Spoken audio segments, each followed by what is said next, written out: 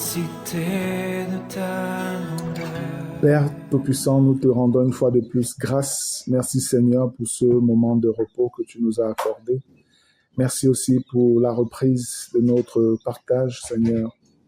Nous voulons te remettre cette partie, la dernière, t'implorant afin que ta sagesse véritablement soit manifeste dans tout ce que nous aurons à échanger maintenant, Père Tout-Puissant. Et que, Seigneur, tout cela soit encore pour ta gloire. Merci parce que tu nous aimes et c'est pourquoi tu nous conduis dans ces choses.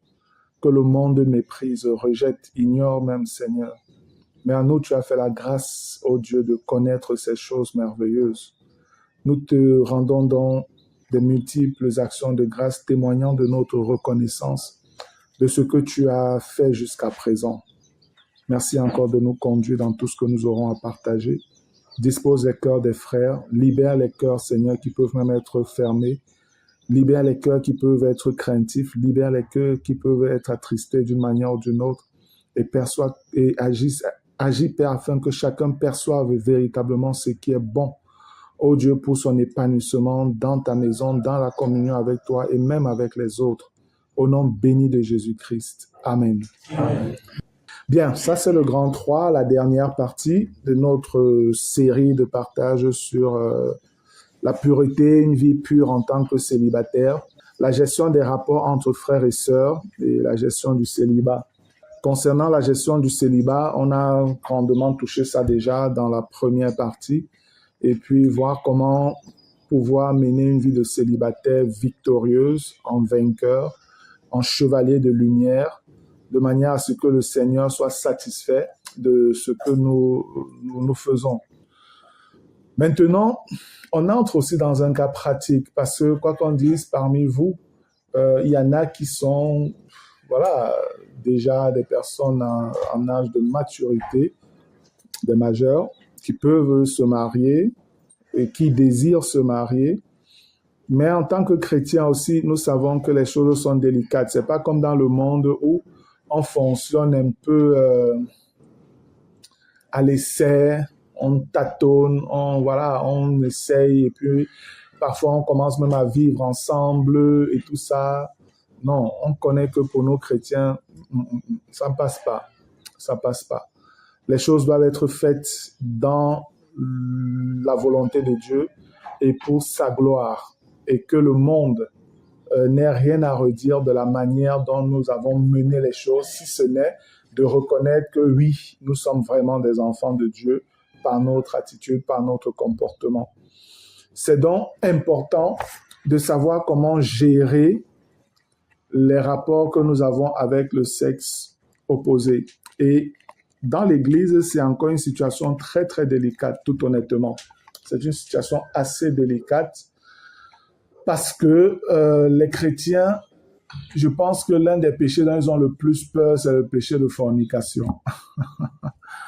Les chrétiens ont peur de ce péché comme si c'était le plus grave de tous les péchés et tout ça. Ils sont parfois très négligents avec d'autres péchés, mais quand ils n'ont pas encore commis la fornication, ils pensent que non, ils n'ont pas encore, c'est pas très grave la manière dont ils vivent. Je voudrais déjà que vous compreniez que non, c'est une très mauvaise conception, frère. Le moindre péché est grave. Le moindre péché vous disqualifie de la communion avec Dieu tant que vous persévérez dedans sans vouloir vous repentir. Et pire encore, ça peut vous exclure même totalement du royaume des cieux. Vous devez intégrer cela. Il n'est donc pas simplement question de fornication, pas du tout. Mais c'est la réalité aussi qui est là. Aujourd'hui, dans l'Église, les rapports entre frères et sœurs sont assez délicats, surtout dans le temps où nous sommes, où on a les médias, télé, réseaux sociaux et tout ce qui existe qui présente une vue débridée totalement des rapports entre hommes et femmes. Et malheureusement, beaucoup parmi vous sont nés avec cette génération des réseaux, d'une vie légère et tout. Et on a été nourri à ça, on est nourri à ça. On a des facilités à aller sur des choses compliquées avec nos téléphones, nos smartphones et tout. Ça fait que vraiment, les choses sont difficiles. Vous êtes beaucoup plus exposés peut-être que ceux d'avant aujourd'hui. Vous devez intégrer aussi cela. Mais nous sommes des chrétiens, des fils de la lumière. Amen. On doit donc faire la différence dans tout ça. Chaque personne à son époque, ce n'était pas facile. À l'époque de Noé, ce n'était pas facile. Lot, ce n'était pas aussi facile. Job, ce n'était pas facile. Mais quand on regarde, c'est des personnes qui ont quand même eu un témoignage favorable quand on regarde dans les épîtres, leur manière de vivre, de fonctionner et autres. Nous devons donc comprendre que pour nous, notre modèle, c'est Jésus. Et Jésus étant notre modèle, le Seigneur a parfaitement accompli tout ce qu'il avait à accomplir afin que nous soyons vainqueurs derrière lui. Il a vaincu et il nous a donné tout ce qui contribuait à une vie de vainqueur. Nous n'aurons toujours pas d'excuses. Dans la question des fréquentations, donc, parce que en tant que célibataire, vous n'allez pas rester célibataire toujours. À un moment, oui, il y a l'envie de se marier et même peut-être cette envie est déjà là. Peut-être vous êtes là pour davantage savoir, bon, avant que peut-être la chose ne se fasse, comment je peux, un temps soit peut mener une vie sans trop de pression avec les erreurs et tout. Ça, je pense que jusqu'ici, vous avez reçu assez d'éléments pour ça. De l'autre côté, comment aussi maintenant en tant que célibataire, s'il faut même s'engager donc avec une sœur, comment est-ce que la chose pourrait se faire et tout ça. La vérité, c'est que vous connaissez déjà que vous êtes censé épouser les personnes que vous connaissez véritablement. On avait résumé ça en disant on épouse son ami. On épouse son ami. Pardon. Mais comment faire aussi donc pour avoir une amie? Une sœur, comment elle fait pour devenir mon amie?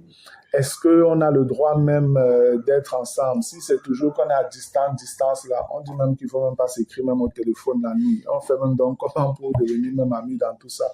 Ça devient compliqué. Quand je vous regarde, vous me regardez, vous attendez que vous disiez, on ne vous dit pas.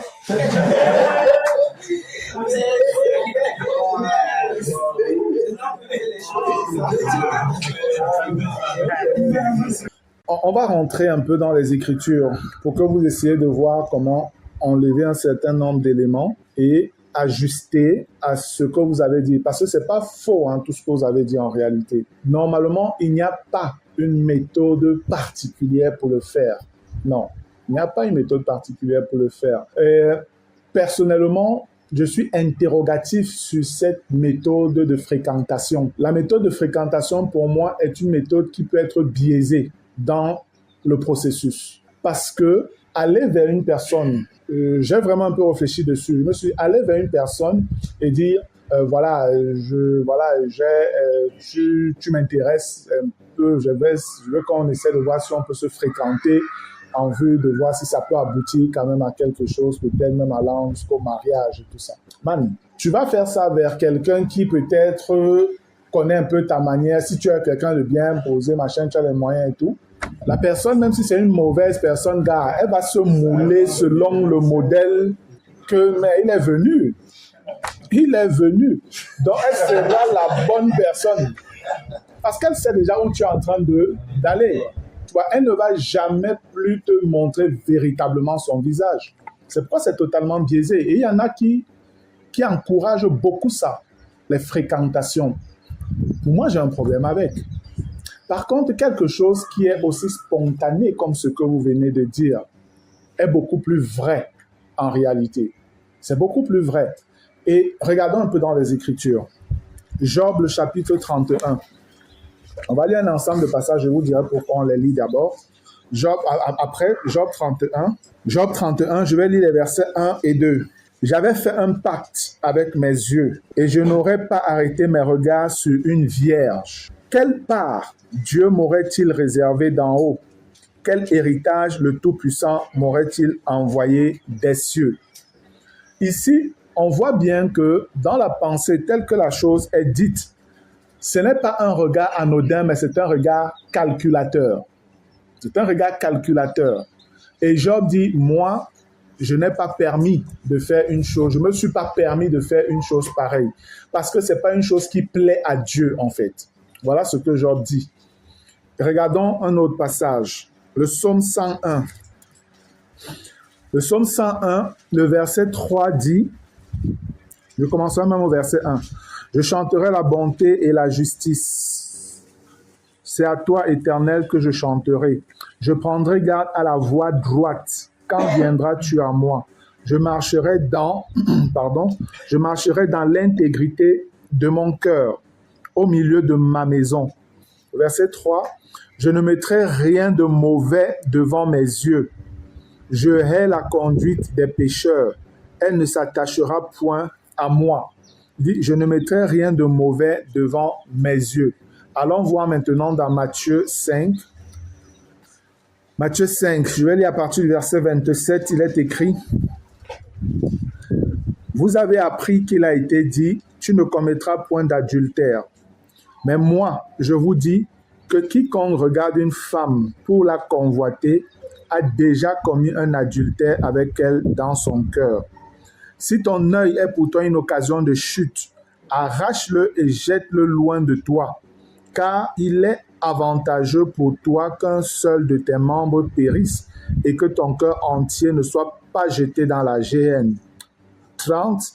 Et si ta main droite est pour toi une occasion de chute, coupe-la et jette-la loin de toi, car il est avantageux pour toi qu'un seul de tes membres périsse et que ton corps entier n'aille pas dans la géhenne. Amen. En fait, ces différents passages ont quoi en commun? Ce sont des choses qui portent davantage en premier sur ton intérêt, sur ce que tu veux, sur ce que tu aspires, sur ce que tu désires fortement, ce que tu convoites même en fait, ce que tu convoites. Et réellement, dans une relation où on veut parler d'amitié, de se connaître, si on va à la base de « je la veux », c'est elle que je veux et je vais aller tisser une relation avec elle dans tel but. C'est vrai, on peut se permettre cela, mais même ce sentiment-là est quelque chose qui devrait être éprouvé. Pourquoi elle? Qu'est-ce qui me donne de penser que ça pourrait être elle? Pourquoi j'ai en vue? Qu'est-ce qui m'a donné de voir que ça pourrait être elle, mon épouse? C'est ici, véritablement, encore une fois, vous avez besoin d'un conseil. Vous avez besoin de conseils pour voir si vous devez pousser un peu plus loin ou s'il y a des éléments qui ne sont pas normaux dans votre démarche. Regardons maintenant notre passage. Allons dans 1 Timothée au chapitre 5. 1 Timothée, le chapitre 5, je vais lire à partir du verset 1, il est écrit « Ne réprimande pas rudement le vieillard, mais exhorte-le comme un père. » Après on dit « Exhorte les jeunes gens comme des frères, les femmes âgées comme des mères, et puis celles qui sont jeunes comme des sœurs, en toute pureté. » Alléluia. Voici en fait ce qui fait toute la différence. Normalement, nous sommes des enfants de Dieu. Nous sommes des enfants de Dieu. Et ce que nous avons vu depuis le début de nos rencontres était pour nous donner de percevoir que en nos sœurs ou dans les femmes qui sont au milieu de nous, c'est d'abord nos sœurs. Amen. C'est d'abord nos sœurs. Et nous devons premièrement les voir comme telles, avec un regard pur. Avec un regard pur. Ne pas directement être porté à penser sexe dès le premier regard. Penser que celle-ci pourrait directement être ma femme et tout. Mais vous devez arriver à un point où, frère, avec tous les éléments que vous avez reçus, vous agissez avec beaucoup de froideur. Froideur dans le sens de vous maîtriser. Pas froideur vis-à-vis des sœurs, non. Froideur dans le sens de vous maîtriser, de juger les choses calmement. Sans plus laisser vos hormones, en fait, vous conduire. Mais pouvoir juger, discerner d'un certain nombre de choses. Et ça passe par votre propre autocontrôle, auto-examen d'abord. Est-ce que présentement, je suis apte à pouvoir m'engager dans cette voie-ci? Est-ce que je pense que c'est le bon moment pour moi de penser que je peux me rapprocher davantage d'une sœur? Quand on se pose déjà ces questions, honnêtement, pour pouvoir faire un pas, même si on a déjà une sœur en vue, je vous conseille d'en parler d'abord avec des bien-aimés. Je vous conseille d'en parler. Quand je parle de bien-aimés, on se comprend. Des frères matures qui ont une certaine compréhension de la chose de Dieu, une certaine expérience de la chose du Seigneur. Là, ça vous met davantage en sécurité. Ça, c'est le point où, oui, tu désires véritablement déjà et tout. Mais maintenant, prenons le cas où nous sommes simplement en assemblée, frères et sœurs et tout ça. Bon, il n'y a pas une méthode où on va vous dire, voilà comment tu vas faire pour commencer à être l'ami de tel, ou voilà comment tu... Non. Vous l'avez dit vous-même. En fait, c'est des choses qui se font sans qu'on ait planifié à la base. C'est des choses qui se font sans qu'on ait planifié. Vous avez dit là tout à l'heure que vous, certains parmi vous, sont déjà en relation, donc en fréquentation avec certaines sœurs, sans même intention de mariage. Est-ce que vous comprenez? Mais en même temps, vous êtes aussi d'accord que ce sont des choses qui, ces personnes avec qui vous êtes sont potentiellement des personnes qui pourraient demain être votre femme. Pourquoi pas? C'est aussi simple que ça. Ce que je veux que vous reteniez ici, c'est que le danger parfois se pose lorsque ce qui vous motive en premier, c'est la pensée de la relation avec l'autre. Parce qu'à ce niveau, vous fonctionnez beaucoup plus au rythme de vos hormones que de la simplicité de voir cette jeune femme comme une sœur. Tout simplement. Et le petit Miguel l'a dit tout à l'heure. Pour lui, c'est d'abord comme vraiment sa sœur à la maison et tout ça. Oui, ça devrait être le cas. Ça devrait être le cas, frère. Et c'est pourquoi je vous disais, il n'y a rien de mauvais si c'est que des frères décident d'aller peut-être manger quelque part et invitent leur sœur. Décident que bon, on va inviter quelques sœurs avec nous, là on va partir, on va sortir un peu manger et tout ça. Et vous invitez les sœurs, vous partez manger. Même celles qui sont déjà vos amis là. Quel est le problème si c'est que vous décidez que bon, Herman, Kevin, Roger, on va aller manger. Bon, on dit que là, il va inviter tel, je vais inviter tel, je vais inviter tel. On va aller ensemble. Et vous allez manger avec votre sœur ou avec vos sœurs, tout simplement. Vous ne péchez pas en le faisant. Amen. Vous ne péchez pas en le faisant. Les choses deviennent délicates quand vous planifiez des choses et on vous voit peut-être toujours tout seul à deux dans un certain nombre de coins et tout. Ce qui est là, c'est que ça peut susciter des choses maintenant dans la tête des gens. C'est ça qui vous expose plus en fait. Et c'est ça qui devient délicat. Parce que d'une manière ou d'une autre, vous n'êtes pas des robots. Vous avez des sentiments.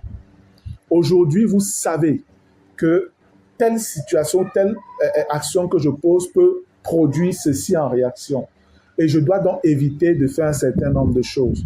D'où la responsabilité est la vôtre, frère. De ne pas vous mettre dans des postures qui peuvent être délicates pour vous et même peut-être pour la sœur. Maintenant, c'est vrai, il y a des frères qui sont timides. Ils n'ont pas manqué de le dire. C'est vrai. La timidité, c'est une réalité. C'est vrai, on peut aider à dépasser ça. On peut aider à dépasser ça. Mais même quand on est timide, on peut avoir des occasions de sortir avec d'autres frères et d'autres sœurs. Tout simplement. Tu peux même avoir un ami et puis vous inviter une sœur ou quelques autres sœurs. Vous pouvez sortir ensemble sans qu'il n'y ait un problème là-dedans. Le danger, maintenant vous savez que vous devez éviter de vous mettre dans des postures où vous pouvez pécher selon ce qui vous anime. Si vous ressentez déjà que notre rapport, si la sœur, voilà déjà ce que je sens qu'elle perçoit, ou voilà le frère perçoit telle chose par rapport à la sœur déjà, il faut faire attention, frère. C'est ici que vous entrez dans le domaine clairement et purement de l'obéissance à tout ce que nous nous sommes dit, honnêtement. Parce qu'on ne peut pas fonctionner de manière barricadée, où on dit non, vous n'avez pas le droit de ci, vous n'avez pas toujours le droit de ça, vous n'avez pas le droit de ça, vous ne devez machin et tout ça. Si vous commencez à entrer dans une relation de fréquentation avec des intentions d'aller un peu plus loin, communiquez. Amen. Communiquer. Ce que nous sommes en train de dire, c'est quoi? Le danger parfois peut se poser lorsque vous ne maîtrisez même pas la personne. C'est une sœur qui est en assemblée. Tu la maîtrises même pas. Vous n'êtes même pas davantage proche. Mais comme ça, au hasard, un jour, tu écris un message. Ma sœur, c'est comment? Et vous commencez à parler. Et oui, ça va, machin. Et vous le faites toujours le soir. à une certaine heure vraiment un peu tardive. Et là, vous fonctionnez comme ça. Il commence à naître quelque chose, en fait, de pas pur entre vous. On parle de pureté dans la chose. Si c'est que vous avez des sentiments et que vous pensez que vous êtes prêt pour aller plus loin, demandez déjà conseil. Si c'est qu'on voit que oui, vous pouvez vous marier, machin, tout, vous êtes prêt et tout ça, pourquoi est-ce qu'on ne vous accompagnerait pas? Ce n'est pas un péché. Honnêtement, ce n'est pas un péché. Mais il peut y avoir des cas où tu peux venir, on te dit que non, frère, c'est pas possible parce que regarde, voilà, il y a des choses qui ne tiennent pas encore. Elle n'est pas prête. Ou toi-même, tu n'es pas prêt. Ce n'est pas bon maintenant. Donc, vous devez intégrer cela.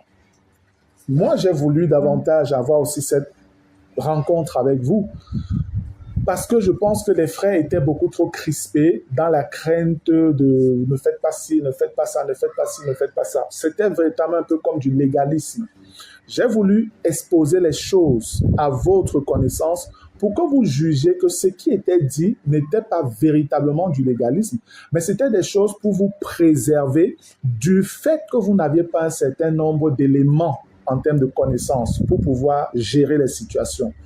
Maintenant que je sais que vous les avez, moi je voudrais que vous puissiez agir avec beaucoup plus de transparence. Amen. Avec beaucoup plus de transparence, frère. Honnêtement, moi, je n'aurais pas de souci de voir que certains frères sont allés dans un parc avec certaines sœurs manger, se filmer, envoyer des photos dans le groupe, machin, tout ça. Je n'aurais aucun problème avec ça. Je n'aurais aucun problème avec. Et comme je dis, si maintenant il y a un frère qui s'intéresse de plus près à une sœur et qui pense que oui, il a vraiment des sentiments pour elle, voilà, il y a des trucs, peut-être l'amour véritablement en train de naître, le frère a un droit de s'exprimer. Il a un droit de s'exprimer. Et quand je dis s'exprimer, c'est de demander donc conseil auprès des grands frères. Je dis, frère, voilà, la sœur, voilà, depuis un certain temps, quand même, on se côtoie, voilà, et tout ça. C'est en cela que moi, je vois une fréquentation. La fréquentation ne se fait pas pour ma part de manière de demande officielle, comme veux-tu m'épouser. Parce qu'en réalité, c'est ça. C'est ça. Quand tu viens dire à une fille que, voilà, tu m'intéresses, j'aimerais voir si on peut se fréquenter, ça pourrait aboutir au mariage. Tu es en train de lui demander est-ce que tu veux être ma femme? C'est ça en fait. C'est ça. On ne peut pas le voir autrement que ça. Parce que si elle te dit oui, ça veut dire que tu l'intéresses et puis vous êtes déjà dans votre parcours. Je ne sais pas trop, bon, peut-être vous allez fonctionner comme vous allez fonctionner. Vous allez fonctionner comment, man? Moi, je ne comprends pas l'histoire là. Si quelqu'un comprend bien, il me dit. Comment ça peut se faire que ce soit encore neutre, que ce soit encore simple? Non, c'est plus simple. Ça ne peut plus être simple. Alors que tu peux réellement avoir des liens avec une sœur qui vraiment sont, comme vous avez dit, selon les centres d'intérêt, boulot, foi, machin, je ne sais pas trop quoi, école, amitié, je ne sais pas. Et qu'il soit quelque chose de simple. Le frère, tout à l'heure, a donné ce témoignage avec cette sœur. Pour lui, ce n'était qu'une sœur avec qui il s'entendait bien, ils échangeaient sans souci et tout ça. Lui n'avait même pas les intentions et tout. Mais bon, il est arrivé qu'après, je ne sais pas, voilà, le songe, le songe. La sœur, elle me dit qu'elle a eu le songe que c'est son mari. Et l'ami de la sœur a aussi le songe de ça, non?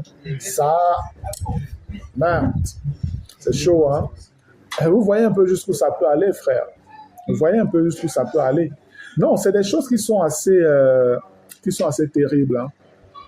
Moi, je vous avais dit, une sœur qui vient me dire que voilà, elle a des sentiments pour tel frère et elle pense que c'est lui son mari. Elle a même demandé au Seigneur que, Seigneur, si c'est lui qui vient habiller avec tel habit là dimanche. Il est venu avec l'habit là, mon frère. Le deuxième dimanche, elle a encore dit que si c'est vraiment lui, je veux qu'il vient avec tel habit que tu sais que le frère est venu avec l'habit là. Je vous dis la vérité.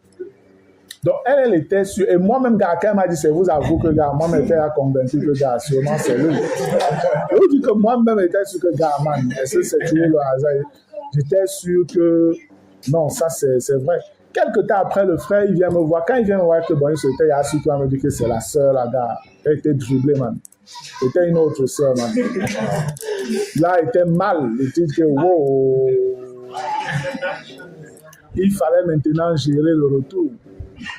Ah oui, il fallait gérer le retour. Parce qu'après, quand la sœur était toujours chaude, moi je suis allé voir la sœur. Je lui ai dit que, maman, le frère là, il venait me voir. Hein. Ah bon, oui, frère, c'est pas toi. Là, c'était le choc. C'était le choc, man. C'était le choc. Je vous dis, c'était le choc. Elle a commencé à en vouloir au frère. Oui, elle a commencé à en vouloir au frère, disant que le frère jouait avec ses sentiments. Voilà pourquoi il lui parlait comme ça, il s'écrivait comme ça, il a les messages de machin, voilà, machin et tout et tout. Et c'était tout ça, justement. Ce sont ces ensembles, c'est l'ensemble de ces éléments qui fait qu'on dirait que frère, soyez prudents dans vos rapports avec les sœurs. N'écrivez pas n'importe quoi, ne dites pas n'importe quoi. La sœur, elle était sûre. Elle a mis ses toisons comme les chrétiens, là, les pentecôtistes souvent. Et la toison a donné garde. Gédéon avait dit à Dieu, si c'est que tu veux que ça marche, Seigneur, fais que la pluie, ou c'est quoi tombe ici, là. Mais après, il dit que non. Maintenant, le contraire, fais qu'il n'y a pas la pluie ici, la pluie là-bas, mais pas ici, la rosée ici. Ça a encore donné. Elle a eu 2 aussi, comme Gédéon. Mais ce n'était pas pour elle que le frère avait des sentiments. Ce n'était pas pour elle. Ça peut être une relation tout simple comme ça. Est-ce que ça pouvait aboutir au mariage? Oui, pourquoi pas? Oui, c'était une sœur qui est mature, le frère également était mature et tout ça. Donc, il faut que nous intégrons réellement cela, frère. Tout dépend de vous, les gars. Moi, j'aime souvent dire, je ne suis pas un agent matrimonial pour commencer à dire aux gens, voici comment tu dois faire, voilà comment tu vas parler, hein, voici comment tu vas, machin. Non, moi, j'aime pas faire ça, honnêtement. J'aime pas faire ça. Je préfère enseigner comme on l'a fait, comme je l'ai fait là pendant ces jours, que vous-même vous tiriez instruction de la chose. Et si vous avez des difficultés à un niveau, je vous l'ai dit, je reste pleinement à votre service, pleinement à votre disposition, frère. Vous venez me voir, on s'assoit, vous me dites quel est le souci, on en parle et on voit comment on gère ensemble. Amen.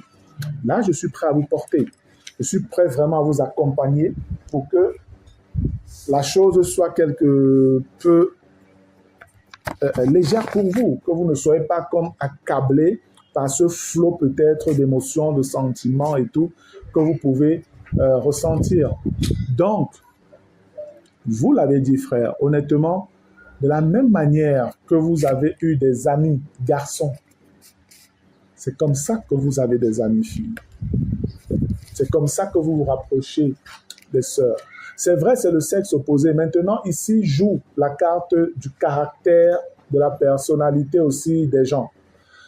Si tu es quelqu'un de timide, ça peut être difficile pour toi. Ce n'est pas comme si tu as un problème particulier, non, c'est que tu es timide. C'est que tu es timide. Et là, c'est à toi de voir comment gérer ça. Puis en demandant, oui, des conseils, de te rapprocher de tel frère et tout ça pour demander conseil. Si tu n'es pas timide, tu es libre d'avoir, voilà, de côtoyer les sœurs et tout ça. Mais, comme je dis, nous sommes des chrétiens et vous connaissez les choses qu'il faut éviter. Évitez de vous mettre dans des postures qui peuvent être dangereuses. Ce serait indécent que non, voilà, on te voit constamment, la sœur vient dans ta chambre, chez toi, vous êtes là constamment. Ce serait délicat, man. Là, on va rentrer dans Proverbe 6. Tu ne peux pas mettre ta main dans le feu sans que cela ne te brûle. Il faut faire gaffe. Et au-delà de ça, sachez que vous êtes des enfants de Dieu.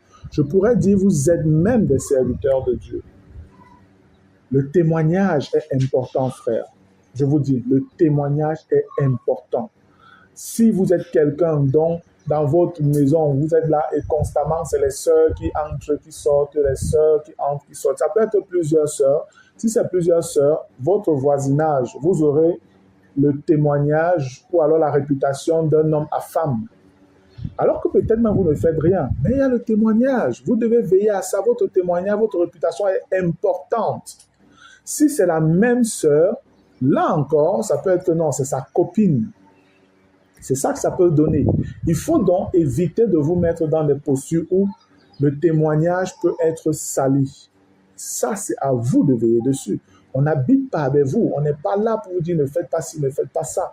C'est pas comme si la sœur ne pourrait pas peut-être passer chez toi un jour comme ça, de manière, je sais pas, il y a peut-être un truc qu'elle peut venir prendre, je sais pas. Mais dis que non, votre point de rendez-vous et tout ça, c'est toujours chez toi, dans ta chambre, à l'intérieur et tout ça. Même si la porte est ouverte, c'est dangereux. Pareil, si c'est que c'est toi qui vas chez elle. Constamment, c'est toi qui vas chez elle. Non, je m'avais donné ça. Non, je m'avais prendre ça. Non, je m'avais apporté ci et tout ça. Constamment chez elle, dans sa chambre, là, toute seule et tout. c'est délicat, man. C'est délicat. Si c'est même encore une sœur qui est en famille, si c'est une sœur qui est en famille et que ses parents te connaissent, permettent que tu arrives et tout, il n'y a pas de problème. Là, voilà, vous êtes en famille, vous causez, c'est que bon, c'est l'ami de tel, tel c'est l'ami de tel. Si les parents acceptent ça, ok, il n'y a pas de souci. Donc, voilà un peu les cadres dans lesquels vous pouvez fonctionner vous-même en veillant sur vous. Et puisque un temps soit peu, vous êtes rapprochés parfois, il y en a qui sont un peu plus proches. Avec ton ami doit veiller sur toi et tu dois veiller sur ton ami. Amen. Veillez les uns sur les autres. Ton ami peut voir que, gars, tu te rapproches, si tu ne vois pas qu'avec telle soeur-là, tu te rapproches déjà un peu, c'est pas un peu délicat là, et tout. Tu penses là, c'est le moment peut-être, si tu as des sentiments, si tu as des sentiments. Parlez franchement. Parlez-vous franchement. Est-ce que tu as des sentiments pour elle ou pas? Parce que là, tel que je vois là, c'est... Oh non, non, non, c'est pas, il n'y a rien, ma soeur, il n'y a rien. Bon, gars, j'ai compris, il faut que je fasse un peu plus attention. Parlez-vous de manière franche et libre comme ça, frère. Ça va vous préserver de tomber de manière parfois même inattendue. C'est pas toujours comme programme, hein. Je vous dis. C'est pas toujours comme programme. Parfois, c'est qu'on se dit, c'est juste une petite visite et puis, boum, la chose est arrivée. La chose est arrivée. Et nous avons vu les différents hormones. Man, quand vous êtes parfois sous pulsion, tu peux te rendre compte, tu te retrouves en train de violer une sœur parce que tu as été saisi par tes hormones, la testostérone est montée, tu perds le contrôle totalement. C'est pourquoi il faut éviter de vous mettre dans des postures qui peuvent être très délicates, frère. Je vous le dis. Ça, j'en parle avec le cœur qui tremble. Parce que c'est comme ça que la vie des gens sur le plan spirituel peut être totalement détruite. Totalement détruite. Les histoires des frères qui ont violé des sœurs, ça existe, je vous dis. Ça existe. Et c'est pas comme s'il avait planifié, il avait machin et tout. Je vous dis, mais c'est arrivé. Mais c'est arrivé parce que trop de rapprochement, trop de familiarité, trop de liberté à aller dans les chambres, à causer, à fermer les portes, à croire que non, c'est là que le frère, c'est mon frère, machin. Faites attention. Faites attention. Sur le plan spirituel, c'est vrai, c'est nos sœurs. Et vous pouvez fonctionner avec les sœurs comme réellement vos sœurs. Je parle de vos sœurs charnelles. Autant tu peux être avec ta sœur, tu peux aller à la boulangerie avec ta sœur, tu peux partir à la boulangerie avec une sœur, il n'y a pas de problème. Pourquoi ça ferait un problème? Si c'est que tu te sens bien à la sœur, c'est ton ami, tu veux lui offrir un truc, pourquoi tu ne le ferais pas? C'est pas parce que tu le fais que tu es dans le péché. C'est pas parce que tu le fais que tu veux à tout prix la séduire ou tu veux l'épouser. Non. Il faut qu'on s'enlève ça de la tête. Mais qu'on comprenne que les frères et sœurs peuvent avoir des relations pures. Amen. Pures de frères et de sœurs, tout simplement. Et je le dis en vous faisant confiance. Si c'est qu'un frère pense que non, là, ça c'est un peu sérieux, c'est un peu délicat. Au début, ce n'était pas ça, mais j'ai l'impression qu'il y a quelque chose qui naît déjà. Parlez, demandez conseil. Demandez conseil, on essaye de voir comment on vous aide. Est-ce que c'est possible à gérer? Parce qu'il y a parfois beaucoup de paramètres qui peuvent entrer en jeu. Je vous dis, il y a beaucoup de paramètres qui peuvent entrer en jeu, frère. Et parfois des paramètres que vous n'avez pas. Mais que nous, les dirigeants, nous avons. Parce qu'il y a des facilités pour les bien-aimés à s'ouvrir aux dirigeants qu'à s'ouvrir à n'importe quel premier frère ou même première sœur, même si ce sont les sœurs. Elles préfèrent parler à des dirigeants parce qu'elles leur font confiance et tout, que de parler aux premiers venus.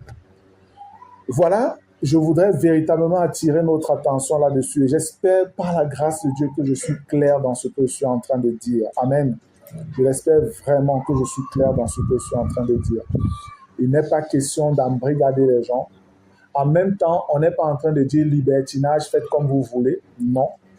Mais on vous dit, avec les éléments que vous avez reçus déjà aujourd'hui, depuis la première fois jusqu'à aujourd'hui, je veux dire, sachez les mettre à profit dans votre rapport avec le sexe opposé, dans la perspective de glorifier le Seigneur. Amen. Dans la perspective de glorifier le Seigneur.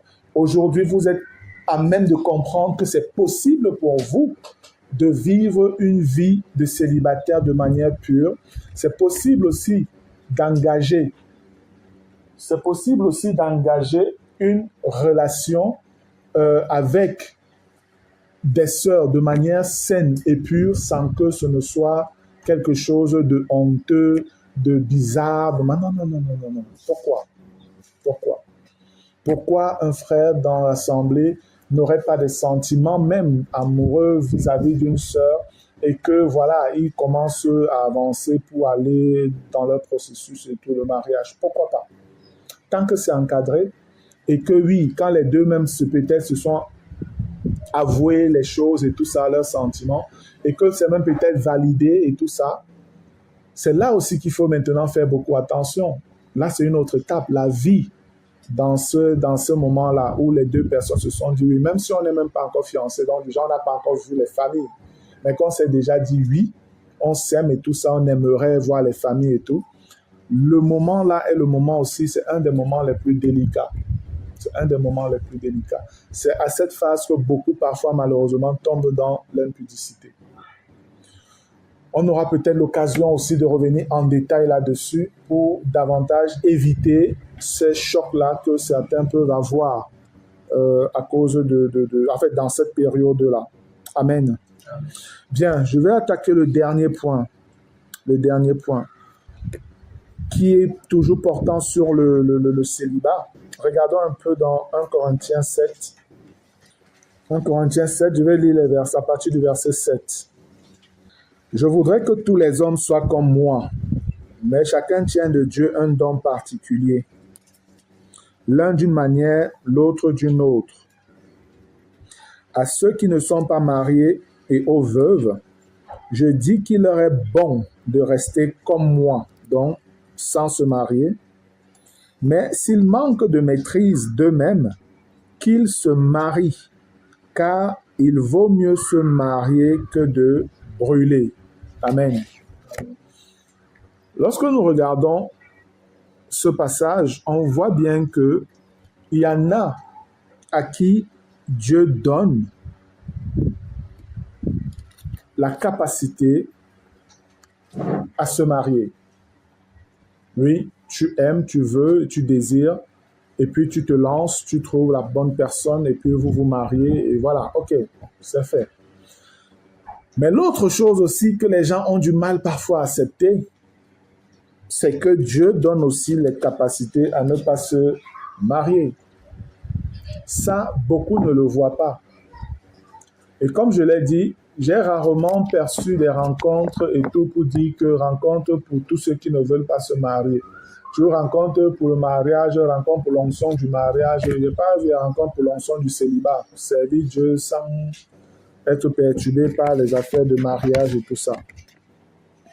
Mais dans 1 Corinthiens 7 toujours, quand on regarde au verset 36, on dit « Si quelqu'un regarde comme déshonorant pour sa fille de dépasser l'âge nubile et comme nécessaire de la marier, qu'il fasse ce qu'il veut, il ne pêche point qu'on se marie.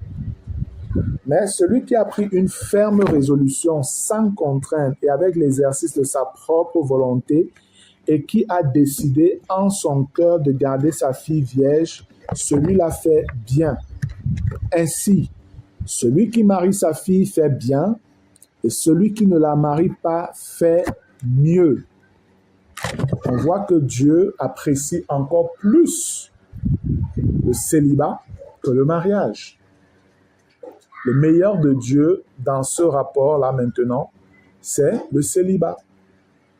Et si Dieu t'appelle au célibat, Dieu te donnera réellement les éléments pour que tu puisses tenir et vivre une vie de célibataire épanoui. Amen. Si Dieu, tu es appelé peut-être à te marier, tu veux te marier, tu vas toujours passer par l'étape de célibat. Maintenant, il faut donc vivre un célibat qui honore le Seigneur. C'était aussi ça le but de notre rencontre. Pouvoir comprendre et vivre une vie de célibataire sans tomber dans les travers liés aux pulsions sexuelles. Il faut se soulager, machin et tout ça. On tombe dans tout ce qu'on a cité là. Non, c'est possible de vivre une vie de célibataire dans la victoire, frère, sans vous laisser entraîner dans l'impureté et toutes ces choses qui vous souillent, qui vous affaiblissent spirituellement, qui vous diminuent spirituellement. alors qu'on a besoin de véritables guerriers maintenant. Vous avez besoin d'être fort pour être prêt à mener les batailles qui sont là devant nous. Même la préparation au mariage, vous devez pouvoir faire ça en tant que célibataire vainqueur. Amen. En tant que célibataire vainqueur. Donc voilà, frère, je préfère vous laisser la parole sur ce que je viens de dire. S'il y a des questions à poser, posez-les maintenant sur ce que j'ai dit. S'il y a des choses qui ne sont pas claires, s'il vous plaît, posez-les avant qu'on ne se sépare.